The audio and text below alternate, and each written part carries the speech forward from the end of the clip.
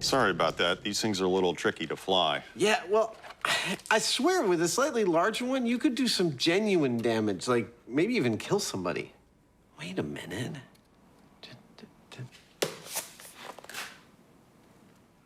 Let's start the show.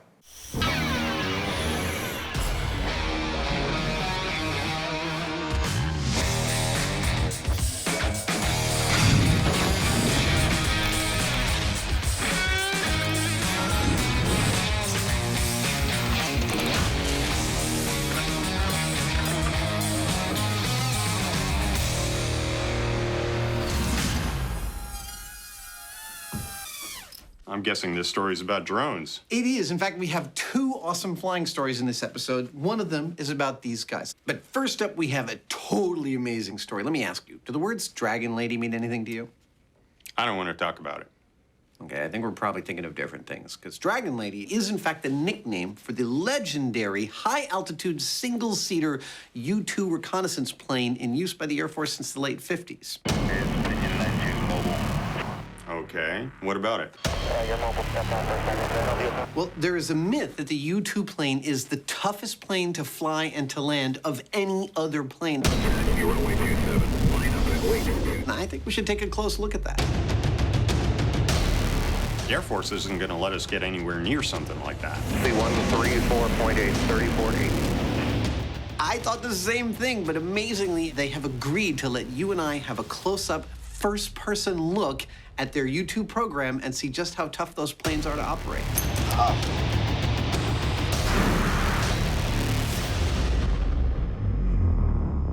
Cool. What are we waiting for? I have the slightest idea. Let's do this. It takes off straight up and looks something like a jet-propelled four-poster. The history of aviation is littered with oxymoronic aerodynamics, finicky flyers, and design duds. So, is it possible that one of the most long-lived and highly valued U.S. Air Force vehicles is also the toughest to fly? To open this investigation, there's only one destination. 300 to 06300. Pin 3 searching and Pin 3 is BFR. 25, reback track, IFR delay. King 903, fly heading 250, effective clear climb. Number 902, descend and maintain level 450.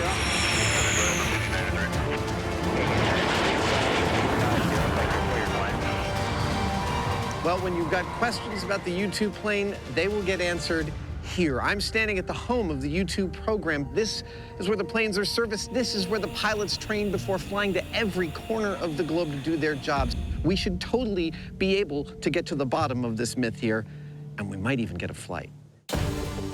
Adam and Jamie's first stop is the top. A briefing with Base Commander Colonel Lee to find out exactly what the U-2 is tasked to do. The aircraft that we fly are not armed with weapons, but they are armed with knowledge. What that means is eyes and ears on adversaries.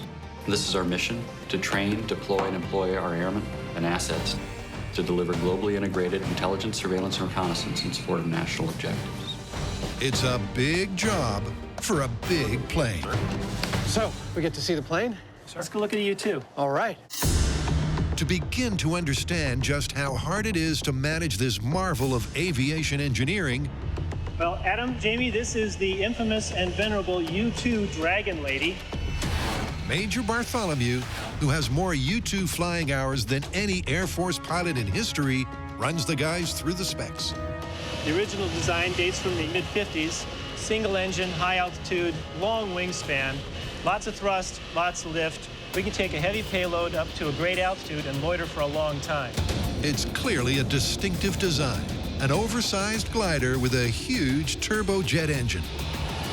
That's cool. So the whole 40,000-pound airplane steers based on that.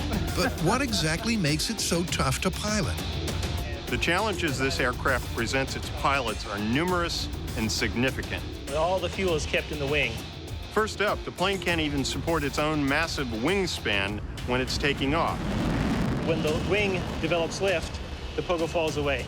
Next, recon missions can be lengthy and are carried out at very high altitudes, which requires complex pressure suit technologies and extreme safety features. Everything is so thin and so light and just strong enough. And then there's the landing. It has quite a heavy footprint because there's just the one main gear carrying all the load. 6, 5, 4. The wheels are along the center line of the fuselage, so it's like trying to land a bicycle. When the airplane does tip over, these skids protect the wingtip. And we'll see later, but on approach, the pilot can't even see the runway. 3, 2. He has to be guided down by a pilot in a chase car. 2, hold at 1 inches. So far, it's looking pretty good for the Myth. It's an impressive checklist of piloting challenges. But where next? Well, we need to get a look at this baby in action. To that end, Jamie and I have been given the go-ahead to hitch a ride to the edge of space, and we will now embark on a week-long training program. Yep, it takes a week just to learn how to be a passenger. The problem is, there is only room for one of us. Whoa! Please, please, please let it be me. So the next story is deadly drones? Indeed it is. If the press is to be believed, drones are totally in our future, delivering our packages and maybe even our pizzas. But there are those who think that they are a deadly danger hiding in plain sight, that a simple gust of wind could send a drone into you and the propellers could slice your throat and kill you. That sounds like it's custom made for us. That's exactly what I was thinking. Let's get to testing. But testing the Myth with what? First up, Adam and Jamie take a tour of the full range of drone technology, starting with the supersized. Allow me to introduce our high-tech, custom-built camera platform. It's got 8 motors totaling 2,800 watts of power. It carries a self-stabilized, high-definition, 3-pound camera. And it's allowing us to get some fantastic aerial shots like these.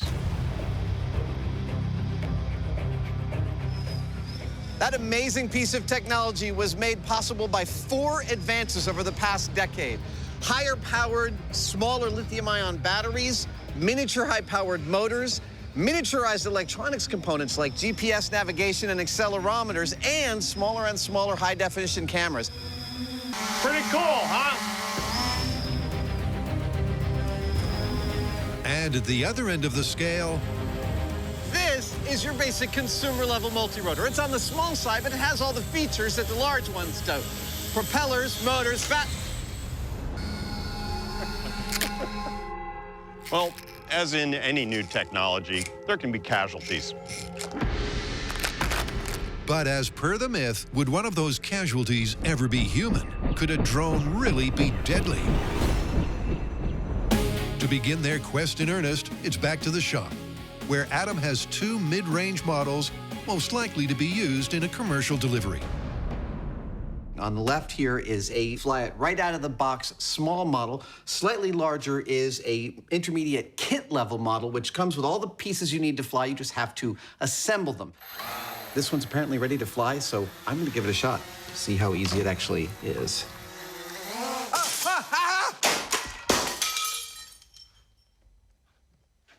Really easy to fly. Now, obviously, depending upon the operator, these things present certain dangers, but whether or not they're lethal actually depends on a couple of important factors. And some of those factors are the size and stiffness of the propellers, the power of the motors, and how fast the blade tips are spinning. So first up, they're going to measure how fast the blades of the rotors are spinning. 7,000. This thing right here is a laser tachometer. You can see a little red dot it's sending out. and it's reading these propeller blades as traveling at 7,500 RPM. Approximately 180 miles an hour. That sounds dangerous. But what does that mean in terms of power? Is it fast and powerful enough to spin a Heinemann? So we've determined that the tip speed of these propellers can be as high as 180 miles an hour, but that's just a number. What does it mean in terms of the actual power they possess? Watch what happens to Mr. Heinemann when I turn on the propeller he's holding on to. You ready? Yeah. All right, here we go. That's half power. Well, you know what? You guys are going to be in deep doo-doo if I barf. You want more power? More power, Scotty. I need more power. Oh, my goodness. You sure this is safe? I'm pretty sure, and I also know that Mr. Heinemann doesn't barf, so I feel totally confident. You want more? Sure. Oh, I feel like I'm going to take off. You look pretty stable. Wow. The room is still moving the same speed it was when I was actually moving. Would you do me a favor? Would you get up and walk? Oh, totally normal. Never mind. While the damage done so far is enlightening, a proof of concept is required. Ew, it dripped juice on me. To find out if a multi-rotor propeller could ever cause a flesh wound, Adam and Jamie have a standard-sized blade spinning at flight speed on a stick and a chicken. I think today's lesson is going to be fairly self-explanatory. Whenever you're ready, sir.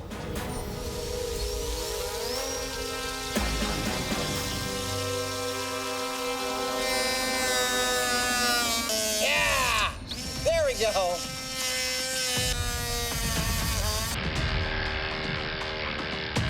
Yeah!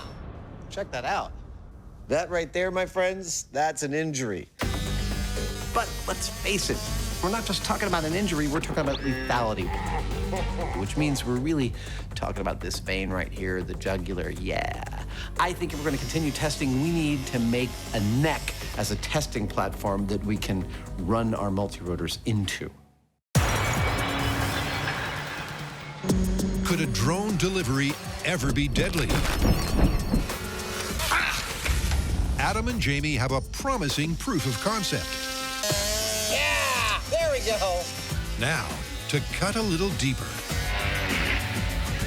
Now, if we're going to be testing whether one of these can slice through one of these, we're gonna need one of each. And these are easy to buy at the store, but these, well, they're a little harder to come by. We're gonna have to make our own. And to do that, I'm gonna use a lot of this and this guy right here, and it's going to spurt blood if it actually gets cut. It's gonna be awesome. Yep, Adam's manufacturing a mortal mannequin that will react accurately to an impact. The basic gist of what I'm gonna be doing is casting a neck out of ballistics gelatin. How tall is this neck? Who were these men? With holes in it that I can fill with blood that will be blue for televisual purposes. But it needs to be really close to the edge of the skin. So I'm gonna effectively mold those veins using these brass rods in here. It's sort of like thinking inside out and backwards.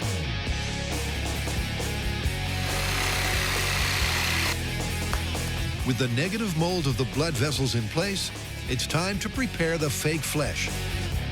As Jamie and I have discovered, this stuff reacts to a bullet similar to human flesh, but to get the tenacity of skin and muscle, we need to add this fiberglass filler to the ballistics gel as we're casting it into my mold.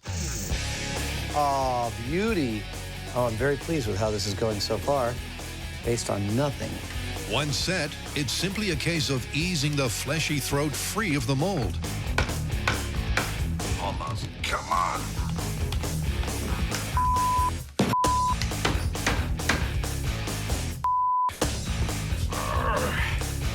That's it.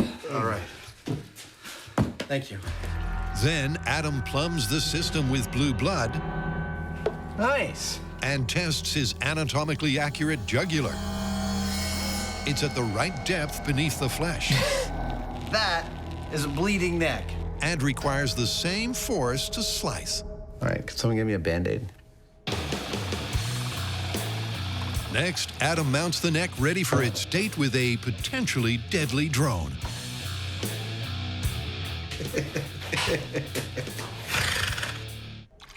Allow me to introduce you to the analog bursting jugular vein multi-rotor testing neck rig. Yeah, rolls right off the tongue. It is basically a rig for bleeding when it senses a lethal injury. Now, I have more than 2 veins in this rig, even though we have only 2 in our neck, because we can test multiple times just by turning the neck. Yeah, it's like that versatile. So we can test as much as we want and watch bursting blue blood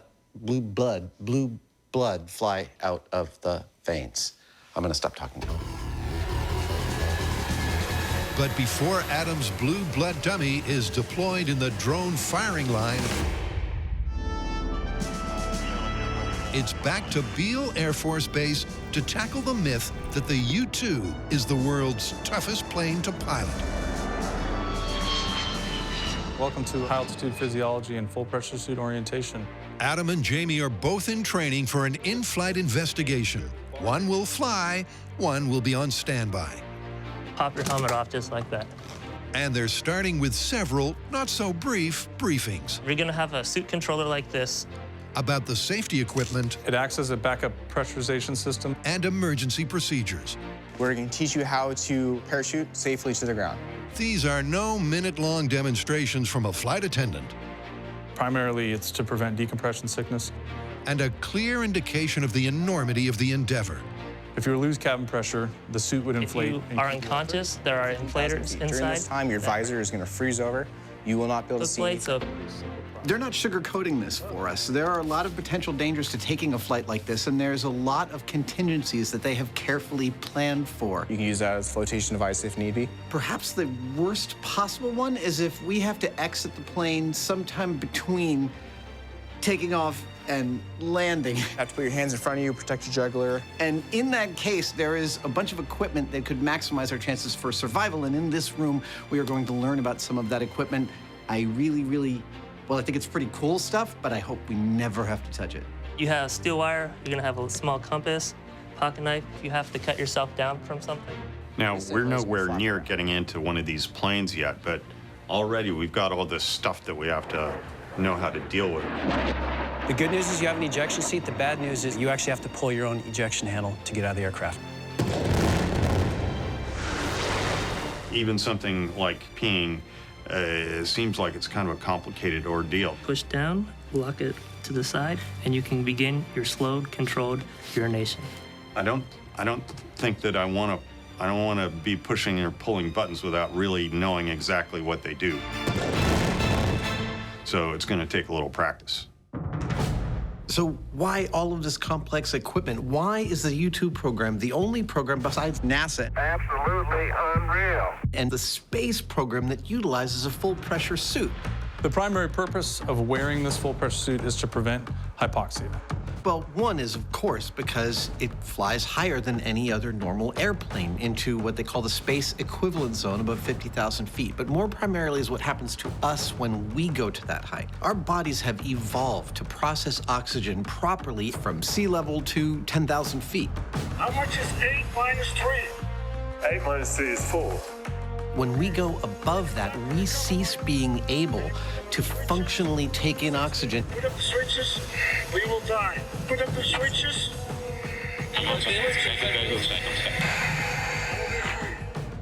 Therefore, the suit and the cabin of the plane have to artificially induce the conditions of atmospheric pressure in order so that the pilots stay alive.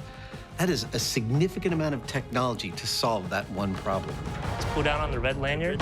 It potentially could whack you in the face. It releases a hook on the inside of your harness. After a full day of intense information acquisition, day 3 dawns, and our raw recruits Time to start training.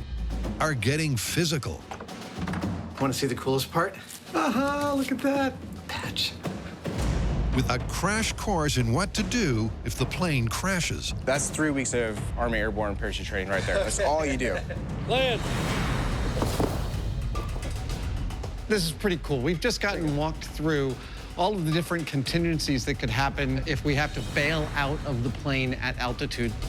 This is very cool. what happens when the parachute lands, how to land. As soon as you land like so, you're gonna break one of them. Something's broken. Fascinating. And most specifically, There we are. I just learned how to actually lower myself if I end up landing in a tree and I'm like hanging above the ground. Oh. Ah. There we go. And then lowering myself safely down to the ground. Lower myself down. Very nice. All of this is stuff that I hope I only ever have to try here in the safety of this room. It's been a long and exhausting day. Bail out, bail out, bail out. And the sheer scale of the task, technology, and expertise required to fly at the edge of space could not be more apparent. It's quite an experience being trained in this fast and furious way. So in order to actuate that, you push the button, and then it rotates back 45 degrees. These guys are dumping an overwhelming amount of information into our heads. Because the minute you look down is when the seat's gonna fire, and you're probably gonna break your back. They're describing the various fixes and methods. It's a sharp tug, but if you need to get out of the airplane, you'll find a way. Yeah. What would pretty much be the worst day of my whole life. But it doesn't happen very often. No, At all. Okay. To have to actually implement some of this stuff, to actually have to remember some of it. You pull it, and that will actually come out in your hands. It's like, wow, what if I actually have to do this? In the highly, highly unlikely event that both the primary and the backup fail, you're left with a tertiary manual bailout. That sounds really bad. Yeah, it's a bad day. Questions on that? Piece of cake. Piece of cake. Two words come to mind during all this: complex and terrifying. 3 days of information overload. The ejection seat we have was also used in the first 4 flights of the Space Shuttle Columbia. And the rigors of flying the Dragon Lady are evident. But is it the hardest plane to pilot? To find out, the Mythbusters are being prepped to fly to the edge of space. These are like my space jammies. And despite the high spirits, All right, sir, can you hear me? Yep, I kind of feel like dancing. the pressure is on, literally. All right, bring you up on system 2. Jamie and Adam have one final stage of training to be passed as fit to fly. Oh, You doing okay? that's different. In fact, that doesn't feel very good. Ow. Can I bring you back down? I could see somebody feeling like panicking. It's a lot of stuff to process. They each have a full systems check in the pressure suit, followed by a high-altitude emergency simulation. Right now, Jamie is getting fitted into this high-altitude pressure chamber.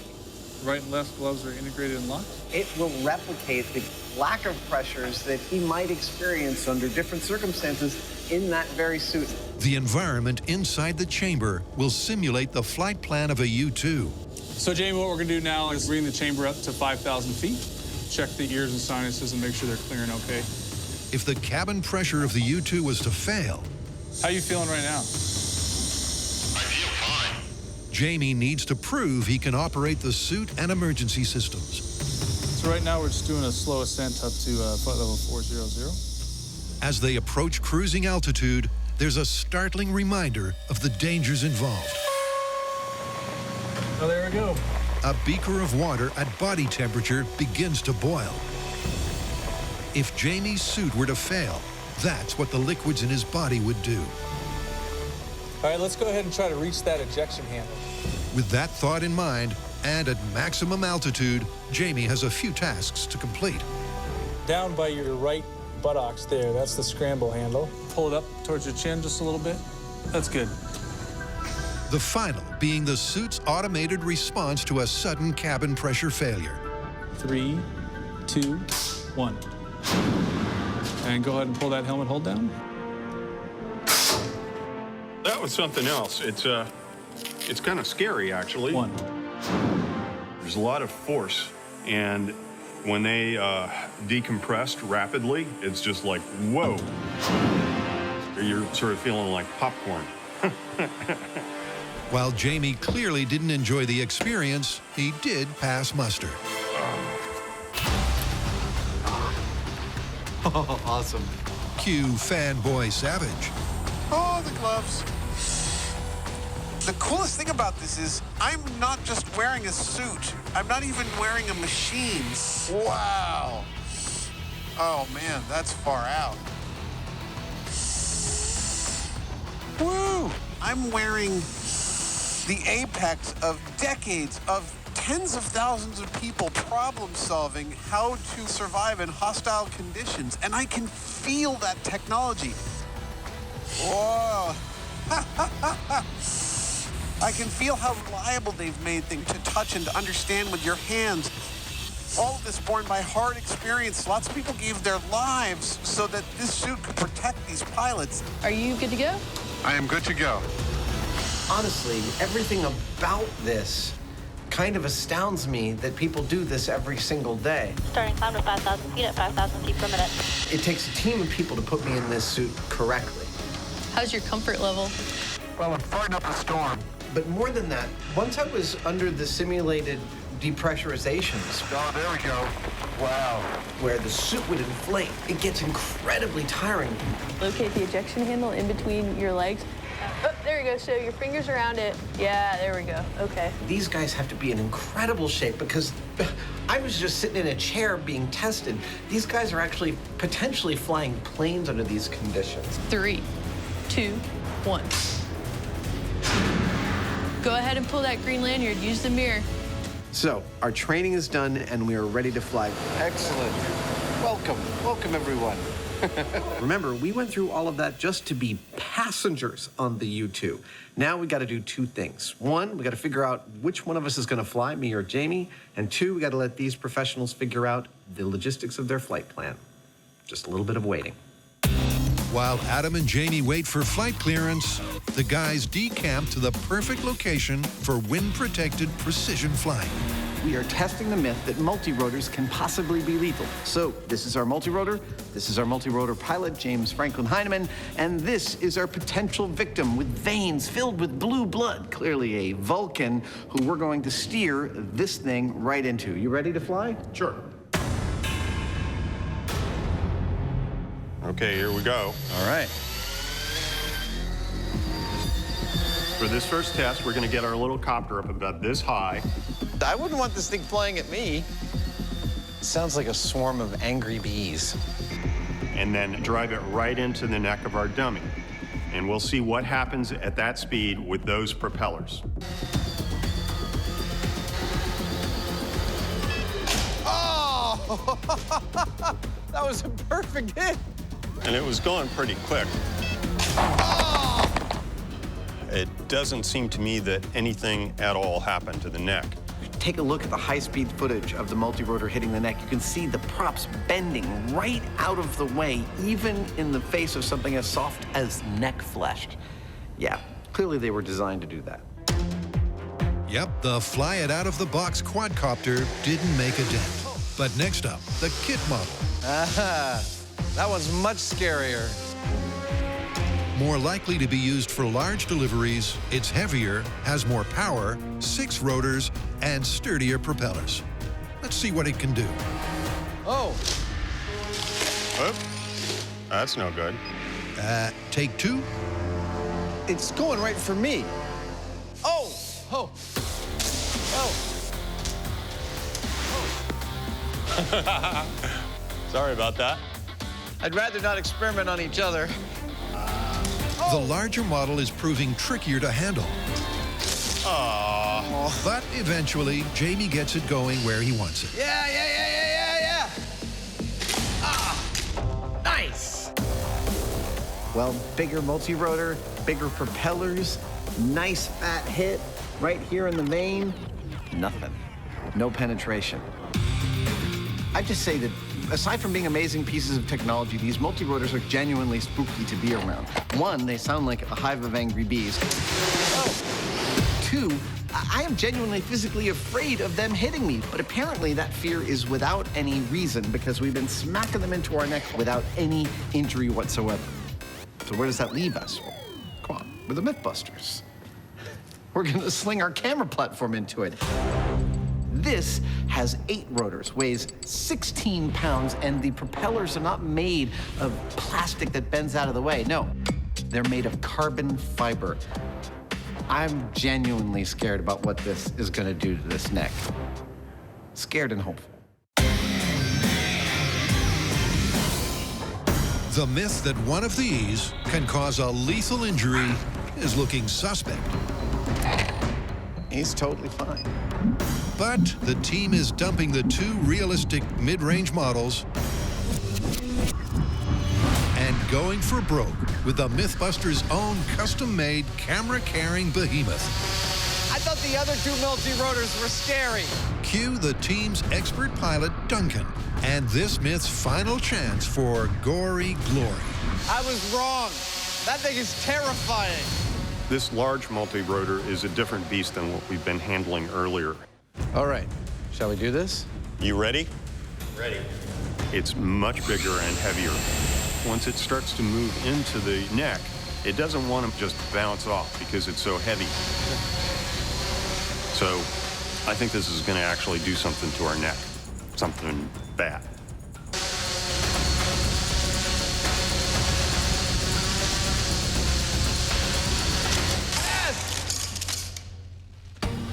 Look at that!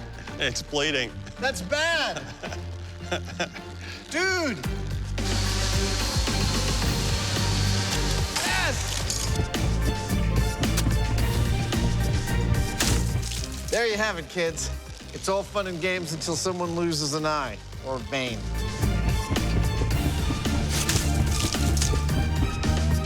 You put your finger there, you'll be fine.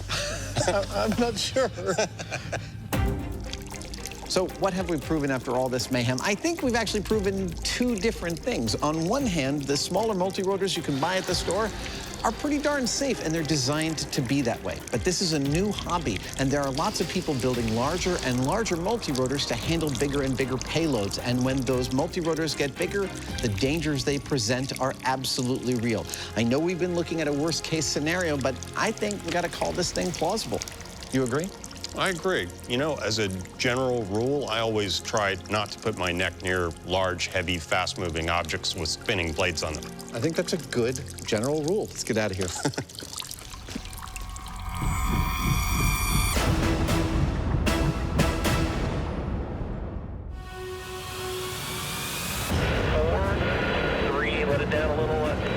Back at Beale, the guys are ready to carry out the final test on the mythically difficult-to-fly U-2. But only one of them gets to go.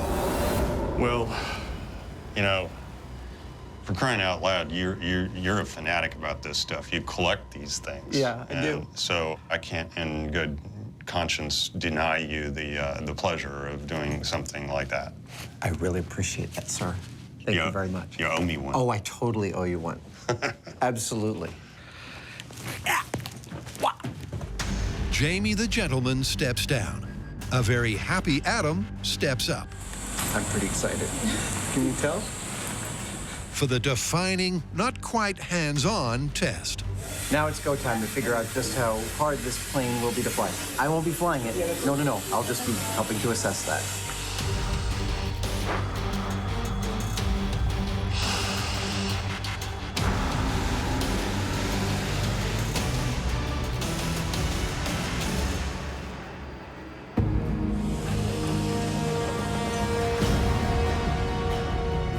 It is an unbelievable day here in Northern California. There is barely a cloud in the sky. It is incredibly clear.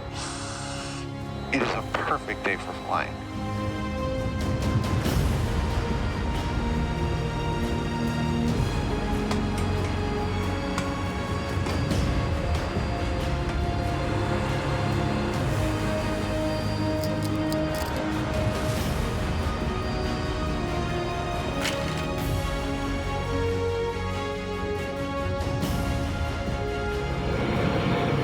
So Adam, you can hear the engine starting to spool up. Oh yeah. Once that's happened and we have sufficient RPM, I'll add a little bit of jet fuel here. Okay, here we go, folks. Adam's got to be freaking out about now.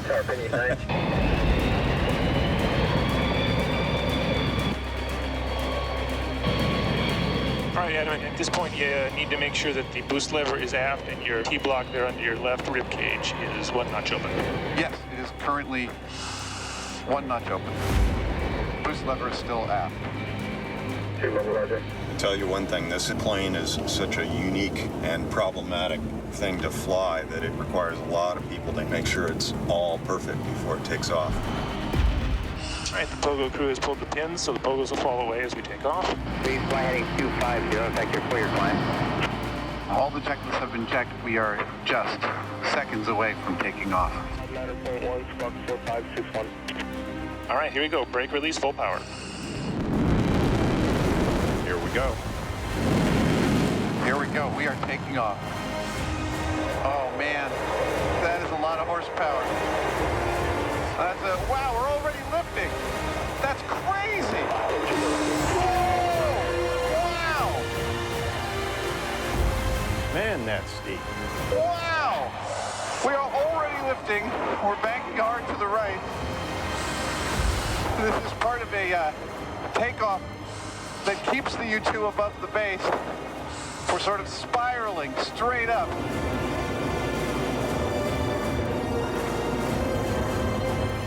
Holy cow! That was so fast!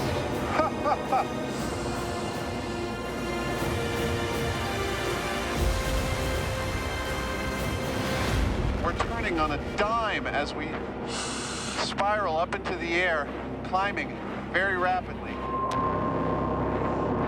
After a tricky takeoff and rapid initial ascent, Oh my God, the view is beautiful. Major Bartholomew and Adam get a chance to sit back and relax. Right now, we just passed the top of Mount Everest. Until they attain cruising altitude. We're transitioning now from 160 knot climb to a 0.715 Mach cruise. 3/4 the speed of sound. This is officially the highest off the ground I have ever been. We are coming up on 60,000 feet, 12 miles above the surface of the Earth. The sky has gotten to be a very, very dark blue.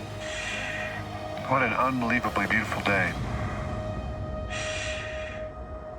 And from this height, 67,500 feet, the edge of our planet has a definitive curve to it.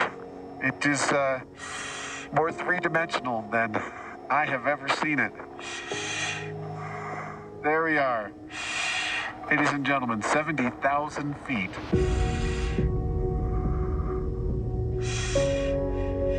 At this point, aside from the 6 astronauts on the space station, we are the 2 highest humans off of planet Earth. More than double the height of a standard commercial airliner. Oh, and did I mention I'm wearing a pressurized spacesuit? Yeah, strapped to a rocket. This is not a bad way to spend your day. Jamie, I totally owe you one. The complex, exhaustive preparations and taxing takeoff seem a world away. Oh, look at that. Wow. That is San Francisco. That's my home. But this is exactly what the U-2 is designed to do. Spend hours up here, looking down, gathering intelligence. The view from a commercial airliner is beautiful. This one is transcendent. It's the maneuvers at either end of proceedings where the pilots earn the big bucks. The challenges in landing this plane are unique, and Adam is about to get a real close look. We'll be back with our landing after this commercial break. Hey, Space Boy, how you doing up there? I'm doing pretty good, Jamie. The view up here is absolutely astonishing. Looking up makes you realize that you've left the bulk of the Earth's atmosphere. That's why it's dark. You're looking down at this fragile mist that surrounds our globe that allows us to breathe. What allows me to do so is the ingenuity of thousands and thousands of hardworking men and women who have sought to harness the raw materials that we dig out of the ground into things as astonishing as airplanes and pressure suits. What a privilege. Well, have fun up there. Don't pull that yellow handle between your legs. I promise I won't. I'll talk to you when I land. Roger, over and out. I don't know if it's me or my ears or the altitude, but my voice sounds lower, kind of like that time I inhaled the sulfur hexafluoride. It's scientific! I'm convinced it's the 100% oxygen. I think it has a slightly opposite effect to helium. That's interesting. The sound waves moving through the oxygen are probably slightly different, and so it sounds quite unique to us. Oh, that could be it. That right there is Lake Tahoe. And it's hard to describe how absolutely blue it is. That is an incredible cerulean blue. It is almost like a jewel, like a polished stone. It sort of feels impossible. If you did a painting of it, someone might say, I think you made it a little too blue. And yet, there it is. And it's genuine. I just let out a good burp and a couple of good farts. All this pressurization is moving the gas in my body around with its own logic. So above me, this little string that you can see is a yaw string. And as long as it's straight, according to the plane, you know that you're flying straight forward. If it starts to move to the left or to the right, you know you're slipping through the air somewhat sideways. And that was an invention of the Wright brothers. This plane encompasses the entire history of aviation in one machine. I love the low-tech elegance. Yeah, this is the one instrument on the aircraft that's not going to fail, even with total electrical loss.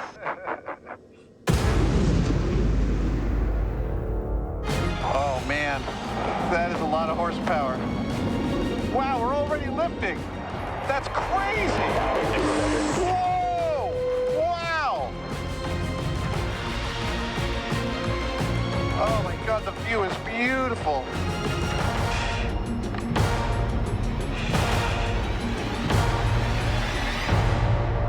Wow, look at that.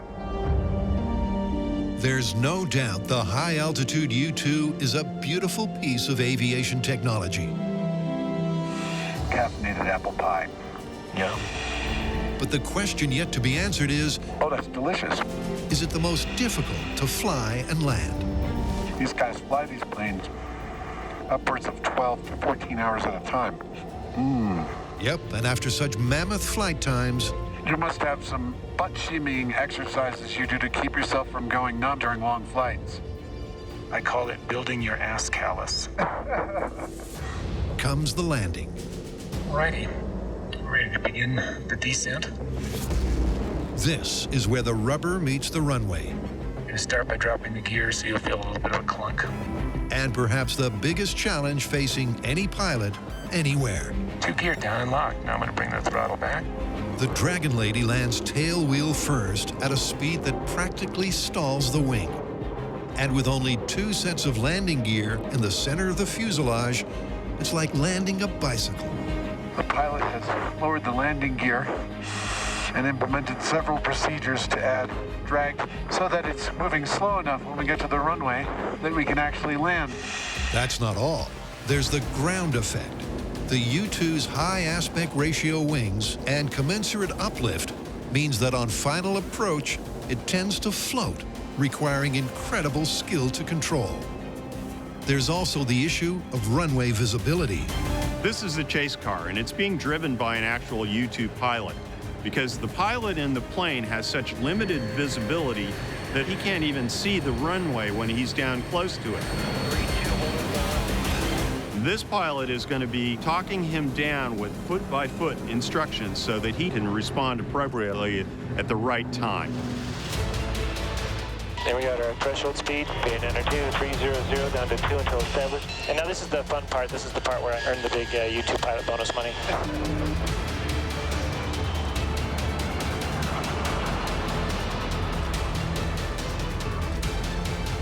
All right, so we have one guy rolling out on final ahead of us. Yeehaw! We are gear down, flaps full, speed brakes out, stall strips deployed, lights on, and spoilers in the landing position. Configured and ready for landing.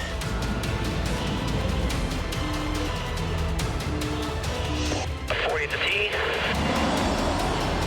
Look at that. 15, 12, 10, 8, 7, 6, 5, 4, 3, let it down a little, at 4, 3, 2, hold it 1 inches.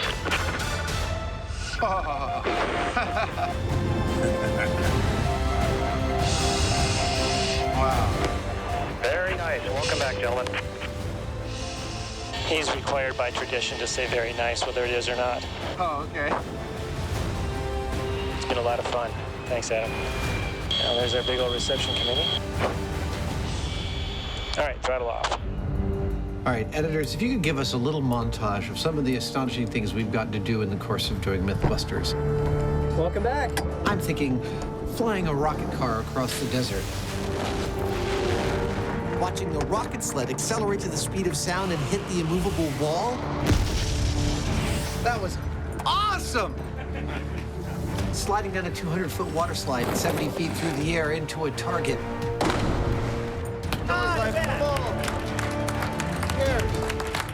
This tops all of those by a factor of 2.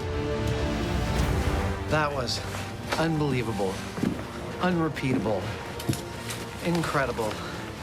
I'm out of superlatives.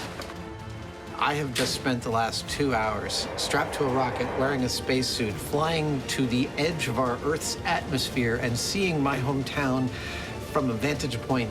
Wow. It's a great view of the bridge. It is an incredible view. That was completely unique. So, Adam, how do you figure we're going to call this? Because, I mean, this is supposed to be the most difficult plane to fly, but we haven't looked at any other planes.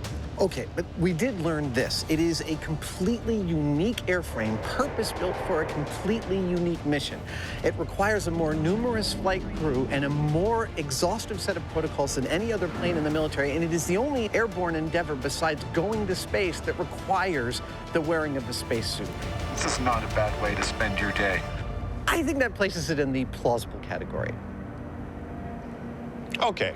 All right, I think it also places it in the ultra-cool category. Absolutely. Let's get out of here.